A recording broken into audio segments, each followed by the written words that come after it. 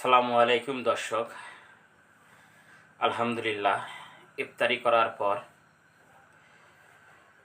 অনেক ভালো লাগলো। আর ইফতারি আমরা করব, যে কোনো জিনিস বাজার থেকে কিনে নিয়ে আসলে ইফতারিগুলো করব দেখে শুনে করব। অনেক সময় হয়তো যারা বিক্রয় করে তাদেরও গাফলেতি থাকে, আর যারা অনেক সময় দেখা যায় তারা জানেই না যে খাদ্যের মধ্যেই ভেজাল রয়েছে। এ কারণে আমি সবাইকে বলবো, আপনারা বাজার থেকে যেগুলোই নিয়ে আসেন খাদ্য দেখে শুনে খাওয়ার চেষ্টা করবেন। যেমন আমি খেজুর নিয়ে এসেছি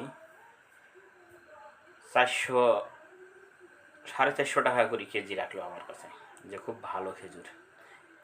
দেখলাম খেজুরটা অনেক সুন্দর।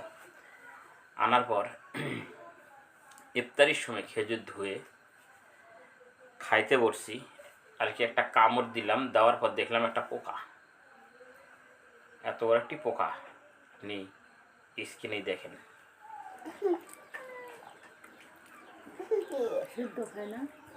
এলে খেজুর আর খান না।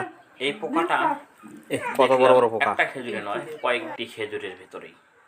তাহলে আর কোনো খেজুর দেখিনি, যে দেখলাম সব খেজুরগুলোই পোকা ভেতরে রয়েছে।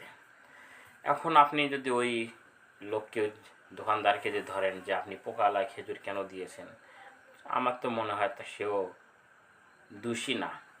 কার্টুনের খেজুর বা কার্টুন থেকে বের করে আমাকে বাহির করে দিল।